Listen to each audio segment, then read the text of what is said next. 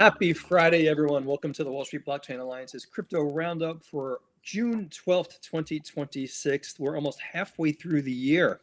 This is crazy. David, Josh, good to see you both. For everyone in the audience on YouTube, LinkedIn, Live, on X, thank you so much for watching us here with my amazing co-hosts. Before we begin, our usual disclaimers. Obviously, everything we're discussing really isn't any sort of investment or legal advice, and really our own personal opinions, not necessarily the opinions of our respective organizations. David, Josh, another week's gone by, and I know every terminal I'm looking at is just saying SpaceX, but there is a lot to cover. David, why don't we lead it off? What's been catching your eye this morning? Well, let's get right into it, because today is not a normal Friday. As we're recording now, SpaceX has gone public on NASDAQ, largest IPO in stock market history, indicated to open at 150, which is about 11% above its 135 IPO price, and it's now trading near 166, almost 24% above. And I think even bigger for our crypto fans, although that is really big news, is that for the first time ever, the same stock is trading on chain on Solana, backed one-to-one by real shares, and accessible to anyone in the world with a crypto wallet. So, this isn't a future state. This is now. And, it's happening now while we're sitting here. May I ask a question about that? Yeah. Sure. So with respect to the tracking stock, the tokens, the tokenized version on Solana, is it tracking one-to-one with the price right now? I can only have so many Josh. But I know it's in your wheelhouse because it went live via Backpack Securities, which is a regulated U.S. brokerage. And, from what I understand, it corresponds to one real SpaceX share held in custody, with holdings protected by your favorite New York's UCC Article 8. David, Josh, when we talk about SpaceX, a couple of things that I observed, and I'm sure the respective Brill and Klayman family offices got their allotment from the IPO.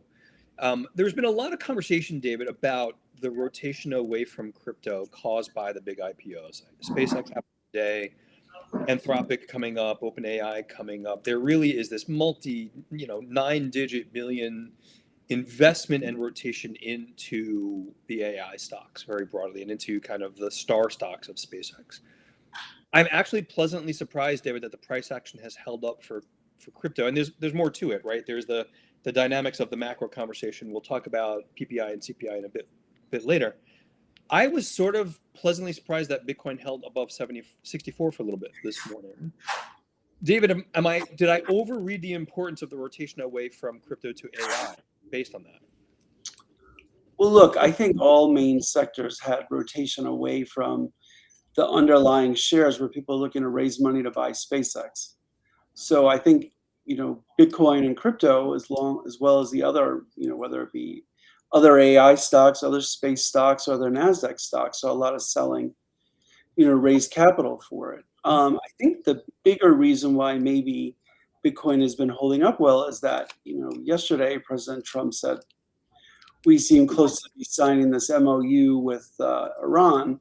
And I think that overhang is something that sort of helped stabilize the crypto markets. I'm going to push back a little bit. And Josh, this is going to sound cynical, so weigh in and stop me. But he's been saying a lot of things are going to be signed very, very soon for the past 3 months. Mm-hmm. Am I overly confident? I mean, I would say the general public's probably optimistic. Mm-hmm. I don't know if this time it's for real kind of thing. The only thing we do know is that we did bomb Iran fairly heavily on Wednesday night, and then he called it off last night. So I think that gives people a little more hope that something may be coming down the turnpike, but it's hard to say. Let's just put it this way. I would not be betting my money on Kalshi this weekend that an MOU is going to be signed by the end of the weekend. Let's put it that way. Josh, my sources tell me I think you're at Saint-Tropez or something this weekend. I'm not quite sure. Are you watching the excitement about SpaceX? Has that crossed your radar? And I know we talked a little bit about it in the green room, but what are your thoughts? So it has crossed my radar. I haven't been watching the price action. However, I will say that at least one person texted me not to bother them today because it's SpaceX Day. For the audience, it wasn't either David or Josh. I don't think it was David. It wasn't me. No. No. It's yeah, they said tomorrow, right? It's SpaceX Day. So I was like, okay, good luck with your allocation. I mean, what else do you say? You Good know? luck is the So- way I put it. Yeah. So I said best of luck. Best of luck. So I mean, I have a bunch of thoughts. One, obviously, it's really exciting, especially, it's just exciting times. One thing though that I had been reading about, I'd love to get your thoughts about, and this is maybe like less of an exciting thing relating to it, but I don't recall where I was reading it, or even if maybe you guys had referred me to these things as reading material. So all caveats apply. However, it was someone was drawing parallels to 1999 and the tech IPO boom and all the IPOs that were happening. And they were saying, well, look, as you noted, we've got SpaceX, we've got Anthropic, there's others in the queue. And the question was raised, why are these companies IPOing now? Are they racing for exit liquidity? Right? Why now? Is it because there will be some sort of a bust after this? And I'm not saying that that's the case. I just thought it was an interesting take. There's a lot to unpack there, Josh. And David, I'd love to dive into that because you and I have had this conversation, and we've often heard the comparison between late 90s internet boom and busts versus what we're seeing in AI today. Part of the argument, David, is a lot of these companies, particularly the S&P 500s that are hitting all-time highs, have real revenue behind them. Yeah. Versus, the three of us were talking about, well, maybe the two of us were talking about counting eyeballs in 1998 for pets.com, for example. There does seem to be a bit of a froth, though, David, to the AI investment. But I think Musk made a really interesting point, and I think it applies also to the AI companies. There is a massive plan to build out AI by way of example, Josh. That plan needs capital. And the longer that plan waits to get that capital, the harder it'll be to do, because this is also a geopolitical conversation. China's on the heels for a lot of this. David, so I'm throwing out a lot there. I don't know if I agree that it's a bust waiting to happen, Josh, but I'd love to hear David tell us he agrees or disagrees. Well, the first thing I want to say is we should also take a moment to celebrate that a US based company hires lots of employees. The idea that we have space vehicles that can be reused and not everything just combusts after coming back into orbit. I think these are all amazing things. So I'm not really one who pays attention to how much Elon Musk is going to be worth now. And you know what? Good for him. This is really capitalism at its core, and I want to celebrate that. And sort of disappointed with some of the focus on other things rather than celebrating this moment, and all the hardworking employees who are seeing the benefits from their efforts. So I think that's really important. Yeah. Look, companies used to go public much earlier. So I don't view this as, I kind of push back on that narrative because I think a lot of companies are going to public later. And in this case, a lot of companies, have revenue and have real business models, like you said, Ron. It's not look, I'm sure SpaceX, I haven't looked at all the numbers again, but, they have real revenue. Sure, they're going to have huge CapEx expenses, but they have real revenue. And look, we all know how bad Wi-Fi is flying, even on Josh's, private jet. The Gulfstream's got Starlink. Yeah, I couldn't remember which model she has, but the Gulfstream's, internet's clearly, spotty. So now that we can have sparse, Starlink on commercial airlines, on Josh's Gulfstream, and, when Ron flies private, I mean, it just, joking aside about the flying private part, but it's really incremental improvements into. I was getting into it, David. I was all right with it. I'm a low key guy, but it's really incremental improvement to our lives. So I think this should be celebrated today, and I just wanted to make that point. Look, I do think when this much capital is being raised and put into the market for new offerings, there is a possibility like this could be a top in the market. But I think it's a different reason than 1999. Yeah. David, two things there real quickly. And like for all of the haters out there, I get it. You know, if you don't like Musk or you don't like whatever, but every billionaire in America is not sitting on a pile of cash like Scrooge McDuck. Yeah. I mean, they're creating investment. I think I'm probably screwing this number up. Tens of thousands of people work at SpaceX. I mean, this is a good thing for those employees. So ultimately, I'm sort of excited to see where that goes. I also think this is a longer term play, David, that I think doesn't get covered enough. It really is a play on space-based data centers, which ties very nicely into AI is going to be everywhere. Everyone's going to need a data center. Data centers are bad. We don't want them in our backyard. Okay, put them in orbit, and it'll be a better proposition. It might be a long way away, but I think that's the long-term vision there, David, as well. Sure. Why not take advantage of solar power from the sun, right? You know, cut out the middle persons. Yeah. And the atmosphere. I'm still a little skeptical on the timeline on when we're going to actually see the data centers in space. I mean, it feels like we still have a ways to go, but look, you know, I didn't think we'd have reusable rockets either. So I think, you know, so much progress is being made, and we're so blessed to be in this like technological revolution. So I really push back on the sort of negative notions about what's going on and sort of celebrate this moment. And that goes back to a conversation I mentioned last week with a VC friend of mine. His comment was well taken. This is the most amazing time to start a company in like history. So David, Josh, when I start my space asteroid mining company, I'm hoping you're both on board with that. We're always behind you, Ron. Yeah. way behind you. Yeah, our family offices are there behind you. Oh, goodness. For everyone in the audience, I'm sorry I'm already digressing on Ron's space asteroid mining company. If you've got questions for David or Josh, please put them in the chat. We'd love to address them. So Josh, in the backdrop of all of this is still the kind of regulatory and legislative stuff that happens. You talk about it with David and so many others in our legal working group every 2 weeks. Can you talk a little bit about what you're seeing or the conversations we've been having around clarity moving forward? I'll be honest with you both. I see a lot of posts on X from various senators who are very pro clarity moving forward. And the tone lately has seemed over the past week, if this doesn't happen, that would be a huge mistake. I was more confident last week, Josh. Are things moving forward? I mean, it depends on whom you ask, right? It seems that things are moving forward.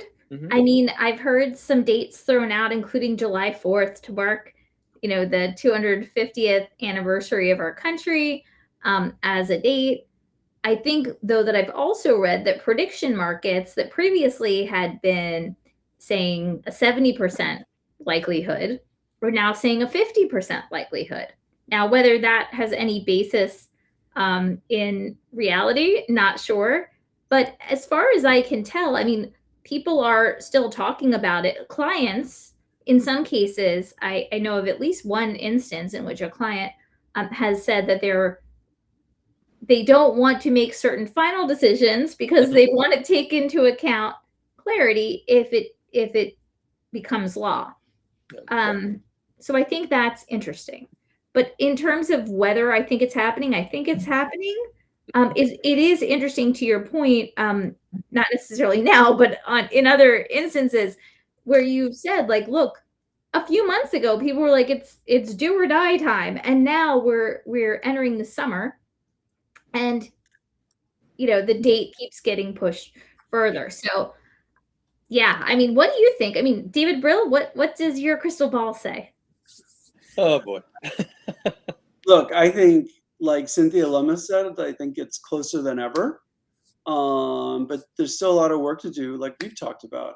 I think the 60 vote threshold is still a big deal.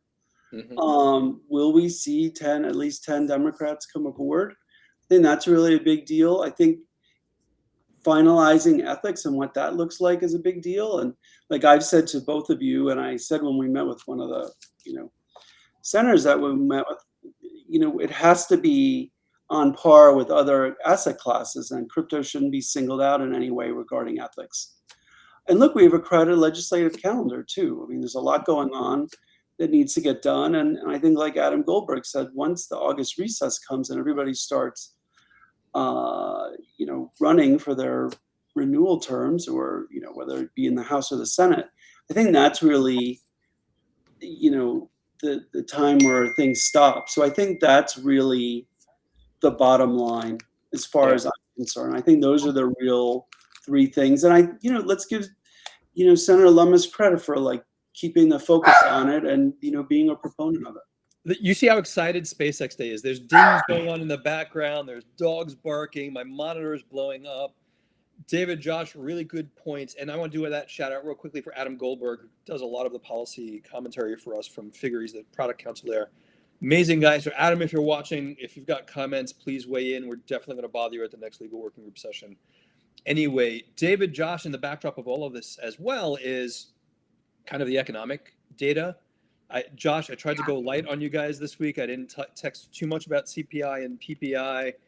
David, it feels like Googling though, Ron. When you guys started, I'm like, okay, what are the implications of this? She's literally beating us to CPI and PPI data at this point, David. It's more like, for those at home, it's more like Ron and David text something, and then I'm like, oh, an acronym. David, let's talk about it.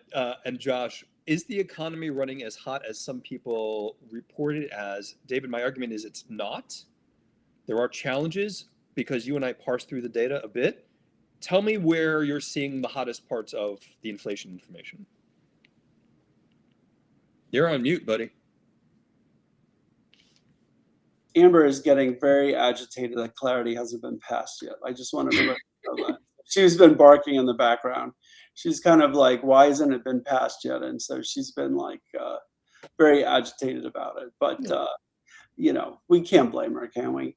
No. Look, I would say that the headline numbers themselves are certainly like eye-popping and problematic. But we do have to remember there's still two major conflicts going on. Unfortunately, a lot of people have forgotten about Russia and Ukraine. Yeah. And now you have like the main strait where oil is going through impacted. So I'm trying to like look at it in terms of the bigger picture and where that lands. But what I will say is, look, CPI rose 0.5% on a seasonally adjusted basis. So down a little bit from 0.6 in April. And year over year, inflation is running at 4.2%, which means that like traditional wage earners, their money is worth less right now. Like they're losing money every year because their wages aren't going up 4.2%. Yeah. And I think what's also challenging is that lower income people are being hit more with like energy costs and oil costs and food costs. So I think this is another like element of our K-shaped economy where people who are well off are managing through it, are seeing asset gains in their portfolios, and people on the lower end are still continuing to be hurt by higher, oil prices, gas prices, energy and food prices. Yeah, David, I'm with you. My take on it is that the biggest bump generally is across the energy complex, both in CPI and PPI. Yep. So let me throw this out there as a catalyst, and Josh, David, tell me if you agree or disagree. If the Iran war gets resolved in some way, shape, or form, Hormuz is open, that's the catalyst for some of these numbers to start coming down. Yeah. Would you agree with that? Josh, I think I cut you off. Go ahead. Oh, I was just going to say, it might be helpful for those sitting in their living rooms or in their offices just to hear kind of what the numbers are and what the letters mean and where they should be, where you would expect that they might normally be. Because I know we're saying like, oh, this is problematic and could it come down? But I think maybe just some level setting would be helpful. I'm happy to kick that off. What it should be is an entirely different argument. Not even touching that. So CPI, for everyone in the audience, Josh, thank you for the reminder, Consumer Price Index, which really represents the aggregate of the prices that people on a per capita basis pay. PPI is Producer Price Index, which is essentially the prices that they charge after accounting for all of the inputs to manufacturing and production. That's a long-winded way of saying, what do things cost, both for the people who sell it and for the people who buy it? All of that being said, David, I think you referenced the point, CPI is running at 4.2%, a little hot relatively speaking. Let's keep in mind the Federal Reserve in the US, Josh, has a projected terminal rate or target terminal rate of 2%. The Gotcha. terminal rate, this number that is created from some mystical forces back in the day a few years back, is based on nothing other than a target that the Fed has that they've not been able to accomplish. Let me add one last thing to that, David. I certainly want to hear your inputs on that as well. It's a very complicated economy. So when you hear things like David and I saying CPI is this and PPI is that, that's the aggregation of hundreds and hundreds of different data points. Here is the problem. That's those hundreds and hundreds of data points, Josh, aren't even a sliver of the actual data points that are out there to accomplish this. So when you look at certain measures, CPI is not 4.2%, it's 3.1%, it's 2.9%. So they're broad indicators of what the prices of goods and services are. A lot of businesses and governments make their decisions based on those. David, I'm going to shut up for a second. I'm sure I'm missing something complex in there, but please go ahead. No, I actually, Josh, you and I have been channeling each other because I made some notes today with this in mind. So it's good that we're channeling each other. So, the headline number is what it is, but core CPI, which strips out food and energy, rose just 0.2 for the month, and it's only up 2.9% year over year. So, that is more positive and in line with like 3%, which Ron and I believe is where we actually, really should be. I think other things to note in particular is that shelter costs, which make up more than one third of CPI, rose just 0.3%, half the gain of April. So that's an important deceleration that Fed watchers will note. I think the other thing people in the crypto world want to know is that it looks like there's still only one hike planned for this year, and it would be in December.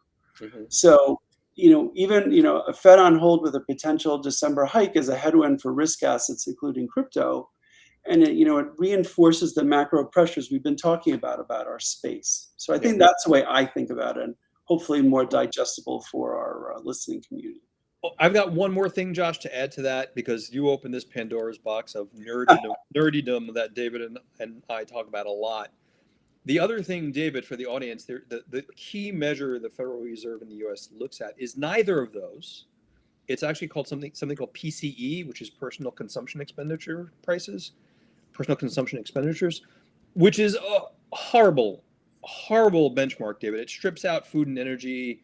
It overly accounts for things that are moderating in the economy. So it's a long-winded way, Josh, of saying there's a lot of data there. And it's never the data, it's always the revisions. Yeah. Well, a question, guys. With PPI and CPI, yes, one might expect that there would be a correlation in their moves. Is there one? Has there been one? Should there be one?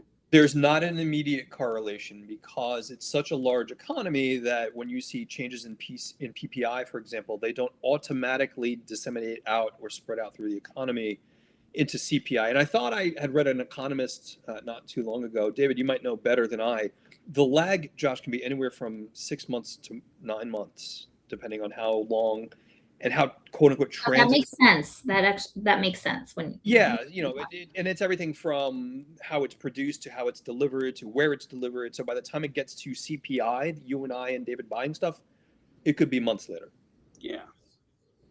I think the one other thing I would say is that the combined CPI, PPI narrative is sort of like CPI is at 4.2% annually and PPI is at 6.5% annually. So inflation is not defeated. The Fed is not cutting. And the macro backdrop is really doing damage to crypto sentiment right now, because we always talk about a tighter Fed or higher interest rates is negative for crypto. So I think higher interest rates, no cuts on the horizon, that creates a more difficult background for crypto. Welcome to WSBA Macroeconomics 101. So that reminds me of something, guys. And everyone, well, Ron and David and everyone at home, thank you for your indulgence of me with my questions, because I am not an economist, nowhere close. But so, hearing this about inflation not being defeated, are we seeing that in wages? Are we seeing people actually making more money? And related to that, I recall when we were talking about the burst in jobs just a little while back, I think I read somewhere, maybe on Twitter, maybe you guys sent me this, but something saying that really was Likely. bartending jobs or similar related to soccer, you know? So yeah. It's very hard to, there's there's a lot of data there, Josh, to parse through, including short-term jobs, including part-time jobs, including Yeah. the parts of the workforce who have just fallen off and stopped looking for jobs, and then it's the different industry verticals. David, I think some of the jobs data that I've seen, correct me if I'm wrong, were hospitality services, some of those things, particularly some of the jobs we would have expected, certainly not in manufacturing. But I think the thing that's important there, Josh, is that in general, for past several years, I think, wage growth has not been keeping pace with inflation. Yeah. Which basically means even if you're getting a raise, or getting a new job at a higher income, prices will outpace what you're getting paid. Yeah. Which is tough. That is the root of the K-shaped economy. Yeah, I agree. I think though, I think we've really gone through this issue, and I know there's an issue we've all been talking about, which is perpetual futures, and that being opened up to U.S. investors. And Josh, I'm really curious to know what you think about that and what your clients are saying about that. Can I pause for 1 second, Josh? Did you know how elegantly David's like, we're done talking macro and CPI. We're going to talk about perps. Like that's an easier conversation. Josh, please go ahead.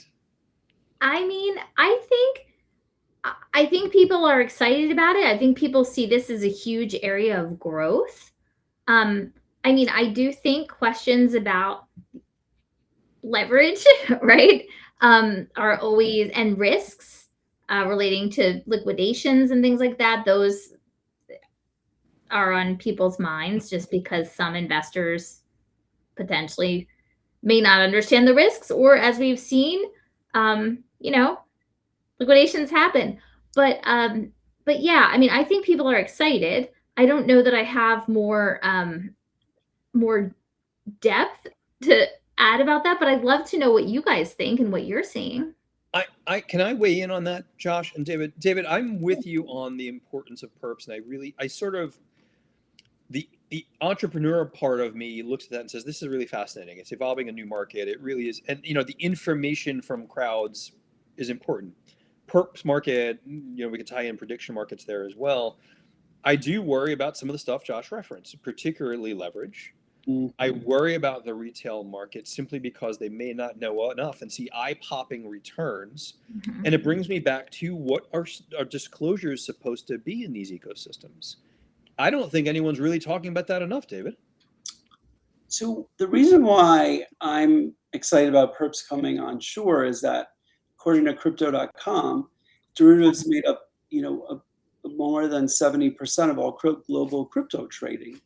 So bringing that activity onshore is really like a seismic shift for the U.S. markets. Yeah. So I think that's really where my excitement is, and that the opportunity for it to be onshore rather than offshore, and having more of the protections, Ron, you talked about. So I think that's kind of the thing that I'm most excited about, that it's within our U.S. regulatory perimeter.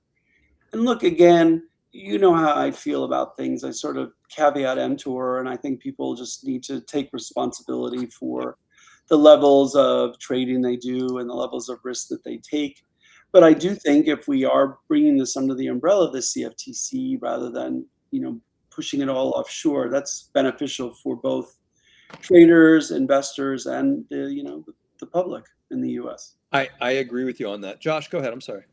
I was just going to say, this is something where I think some people who are, very in-depth in this area, who've been watching really closely, have said, well, look, we should note a few things. Like there are not formal, this relief given by the CFTC is not being done pursuant to formal rules.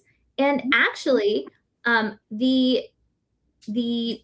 understanding is that this was done under a product approval process by the CFTC rather than self-certification.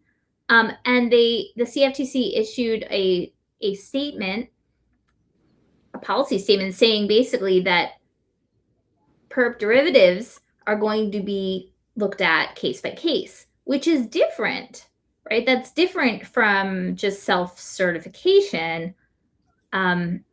this approval process would require, a review and approval by the CFTC before something gets listed. So I think that is interesting. I guess it cuts against the idea of that I had mentioned earlier, right? About, concerns about leverage and retail and everything and disclosures. Yes, I think those are super important. I agree with Ron, and with you, David. But also just interesting that the way the approval was granted maybe gives the CFTC some, I don't want to say more teeth, but it definitely appears that it will be a more involved process. Josh, let me ask you and David this, though, and if Adam or anyone in the audience has any insights, I'd love to see it in the chat. As CFTC Chair Selig's been pretty aggressive, relatively speaking, on some of these, which I think is amazing. However, a lot of, not opponents, but those who take the other side of the argument say they don't have enough of a budget at CFTC to police what they say they want to police. How much of that's going to get in the way, David, of what, considering how DC works? Well, look, I think everybody agrees that we need more commissioners on the CFTC and that they need more budget. Yeah. But I think things are being done in a thoughtful way. I kind of take the view that it will slow down things getting done without having enough resources. But look, the regulatory frameworks governing these these products are still being written. Yeah. And I still think like they're being thought about, they're still being written. And I think it just gives companies an opportunity who get the legal infrastructure right for these products will give them an advantage, when we have full transparency on how the CFTC wants these products to run. Yeah. And they're look, for public comment, right, David? Yeah, exactly. And also, look, the demand is through the roof. Like, I think that Kalshi betting and, on projections for the NBA finals or other world events and, poly market, both in the US and outside. So, look, people want these things. And I think, empowering companies to be onshore and provide products that people want, it's important. I mean, again, it's sort of what our capitalistic system is all about. Josh, do you think David has like OpenClaw running on a high-powered tower someplace doing these automated perp trades? I know David well enough to know he thinks complex things, and I'm trying to figure out if he's got that running in the background. So for the two of you, I know you probably have like a million screens going. We just don't see them on this side. So, not so for me. Right? So I can't even imagine what you guys are up to. But again, no investment advice. No investment or legal advice. David Wysoki chiming in. Suspect that leverage offered on a perp on U.S. exchange will be very muted compared to offshore 50, 100x. And that's what David and I are looking for, the 50 and 100x. Need to manage risk through the exchange and its members. David, absolutely good point. Who are the backstop in the event of loss? That's a really good point. David, Josh, we've had this conversation as well. Too often in the past with some of these things, we've seen the losses socialized across all markets, and it comes from a couple of perpetrators, let's call it that, David. David Wysoki makes a good point, David Brill, no? I mean, I don't think losses will be socialized on prediction markets run by, major players here in the US. I think they're going to have to manage that. I mean, I think the socializing of costs comes from, hacks and cyber issues, which, I think we should talk about too, because I had a chance to write an article about that this week. But I think good article. Thank you. That's where the socialized, losses are coming from. Yeah. But look, I think an environment where there's reasonable perps, maybe 5x, 1 to 5x is actually a better thing, and it's a more mature market for us to be trading in. I want to swing for 50x, but I think I can't do that here. David, go ahead. So I know we want to talk about David's article. Before we do, though, I just wonder, since you guys have delved into the area of prediction markets, I feel like I must mention Gary Gensler. Sorry. So I think it's very interesting that, Gary Gensler formerly was the chair of the CFTC, as you guys know, and then he was the chair of the SEC. And each time that he was at the helm of an agency, it appeared that he worked to, embrace more and more, like to have more and more within that statutory interpretation of what that agency would cover. And here, we see Gary Gensler submitting an amicus brief with the Sixth Circuit Court of Appeals in a case relating to prediction markets, arguing that Congress never intended that contracts like this, like what some are referred to as sports betting contracts, that they be treated as federally regulated swaps when Congress wrote Dodd-Frank. So it's just interesting.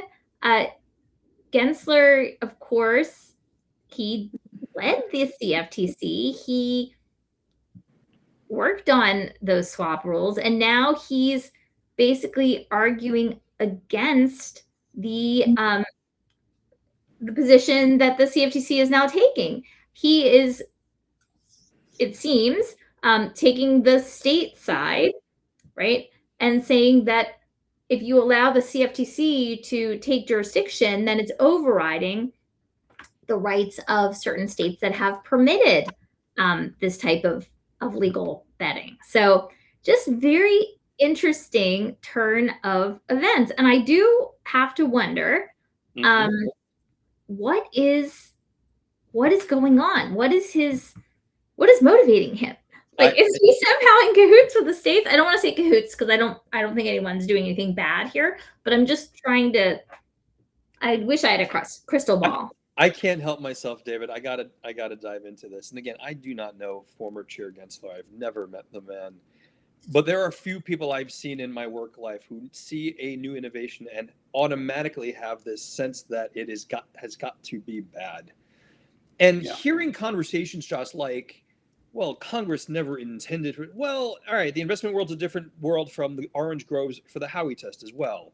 And if you can't evolve regulation, that ends up being no good for anyone. I don't know what his perspective is. I think we all see the dangers and challenges of some of these, but there are some people in the world who never miss an opportunity to hate on an innovation. David, talk me off my soapbox, please. No, I totally agree. And unfortunately, Chair Gensler's legal analysis when it came to crypto and his time at the SEC, proved to not be on solid ground, as many of the cases brought were dismissed or judges ruled against the SEC. And so I just wonder if he's working for some, state consortium or, and if he is, he should, in the spirit of disclosure, he should be disclosing that he's filing this not on behalf of himself, but maybe on a future consulting job he may have or something towards that effect. I think he's pitching for a role.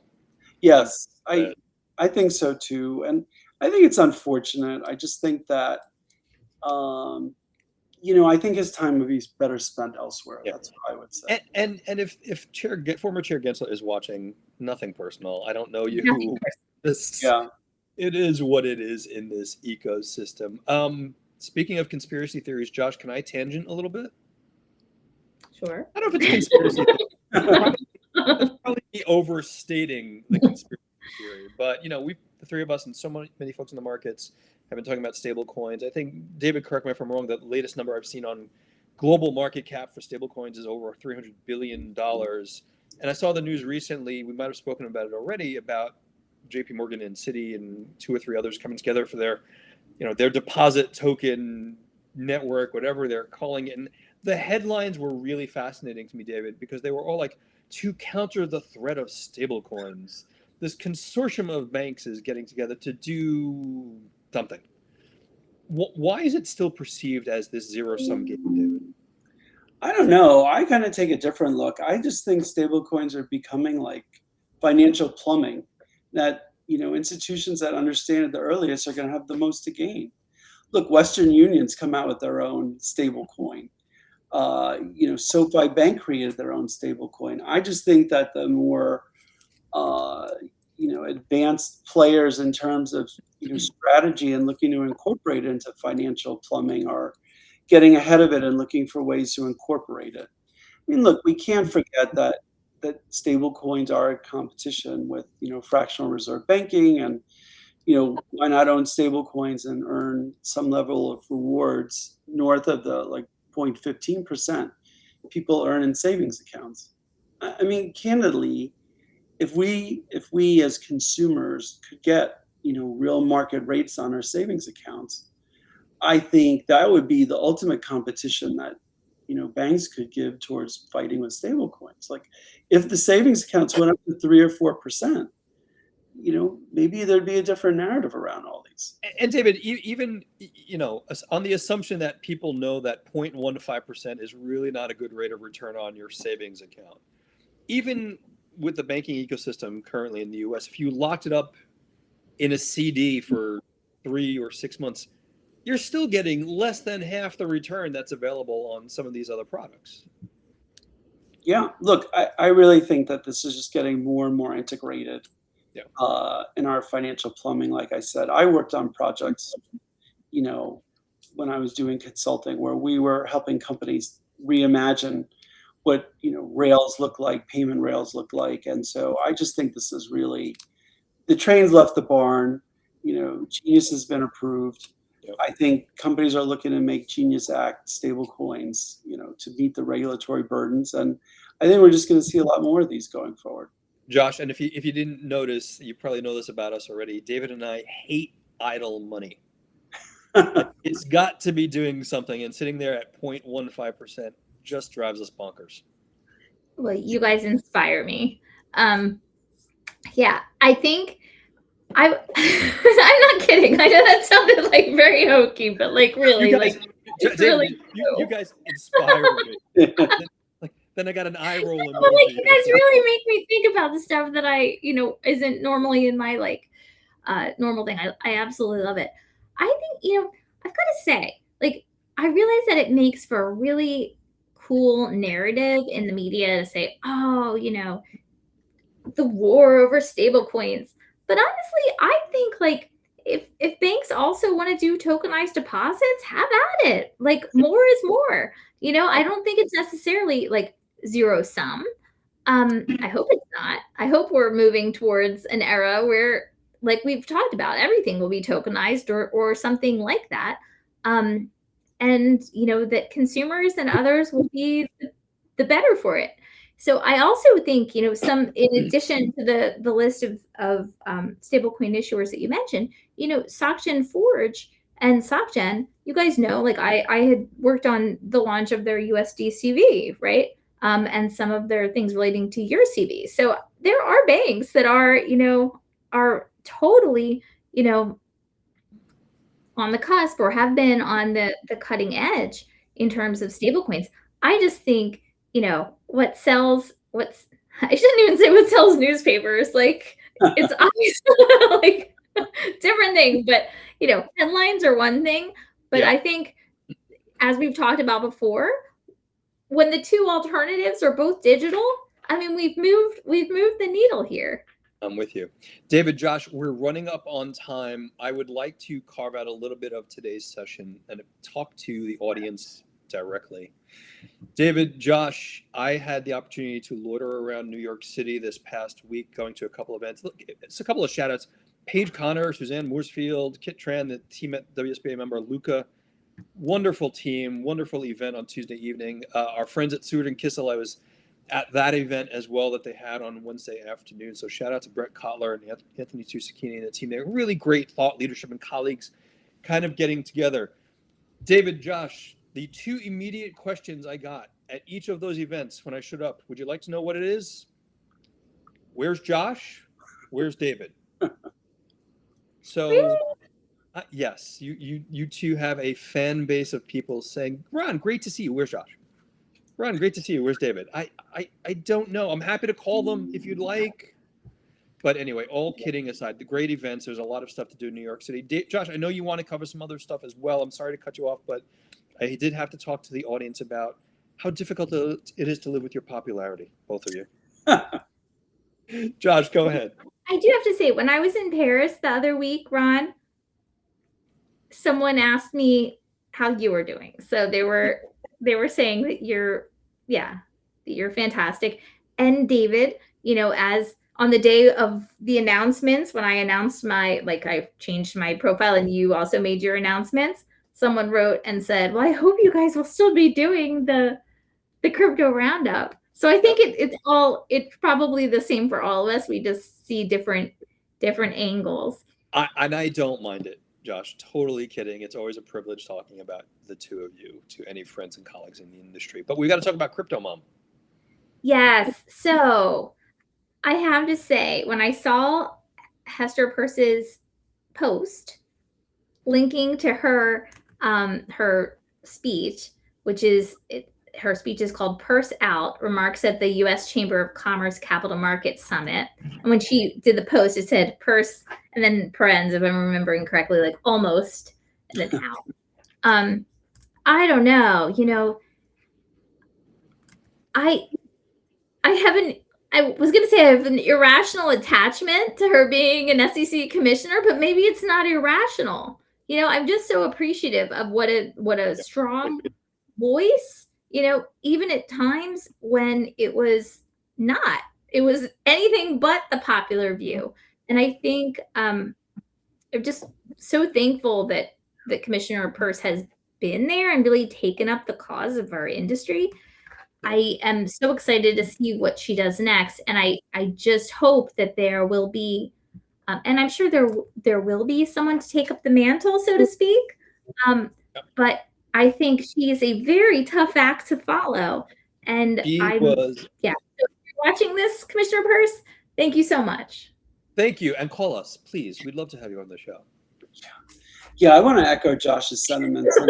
We really benefited from her willingness to take a stand and her willingness to dissent and write different, comments about different proposals that were being made. And I don't want to say, we had the good fortune of meeting with her on several occasions. And, there was one meeting that I remember that I don't want to say what we spoke about, but really giving some forward-thinking advice to the industry, imagining, what a new, what a new situation would look like with a new administration, and just, thinking about those things and like coming to the commission with like fully baked ideas and proposals. And so I really am grateful for those conversations that we had collectively, and, for her voice, to support the crypto industry. We've been in a room with her in the worst of crypto winters, and we've been in a room with her when things were starting to really look great, and it's been a privilege all times. David, Josh, thank you both so much. Any announcements from either of you? And Josh, please don't tell us you're flying overseas again in the jet. Like, it's really just starting to weigh me and David down now. Not for next week. I'm looking forward to going to a barbecue tonight and watching USA Soccer in the opening match for them in the World Cup. So expect to see a lot of red, white, and blue around. And I can't really see this. Let me move the camera down. You can see that he's wearing swag. I've got a little very patriotic today, so I'm looking forward to watching that. What about you, Josh? So for me, as far as I know, I'm not going anywhere next week. However, my children have reminded me, or they did remind me on the way off to school, that this actually wasn't SpaceX Day. This was the day that was the last Friday of the school year. So I think, I guess as of Thursday next week, I will have kids in summer. So I'm sure there's like the end of year parties and stuff. Kids always reminding us what's the most important priorities. Exactly. And Ron, what about you? So we've got a couple of things going on. I promised a paper on a topic that I might have discussed, but I'm not going to mention it here. I'll have an update for you both. Yes, you'll both have to read it before I publish it, please. Okay. And also, we have a webinar coming up. I want to do a quick shout out, Josh. Sorry. For our friends at Hedera, Hashgraph, or corporate members of the WSBA, Eric Bassini and Greg Bell and the team there. They're doing a webinar on June 23rd. It's a publicly available webinar on this kind of convergence of public and private blockchains for institutions, which is going to be a really important, fascinating discussion. So if anyone's in the audience, it's in our posts on LinkedIn. If you can't find it, or if you have any problems looking for it, info@wsba.co. Otherwise, I've got some more reading to do. It's going to be a hot weekend, I think, Josh, here in the New Jersey Manor. So I'm going to try to keep the AC going, but it's going to be pretty quiet. Oh, wait, speaking of reading, is there a way that we can put a link to David's article in the chat? We could, if David has it in front of him. David, I hope you do. I don't, but we'll definitely put it in the chat on the LinkedIn and the YouTube post as well. Yes, absolutely. I will It's share. a great article, David. Really, really well written. David, Josh, thank you both so much. Thank you for being here. For everyone in the audience, thank you for joining us. I hope we didn't ramble about macroeconomics too much and CPI, but it was great to have you join us. If you've got additional questions for David or Josh, all right, info@wsba.co. Have a great weekend. We will be back next week. David, Josh, thank you. Thank you. Bye.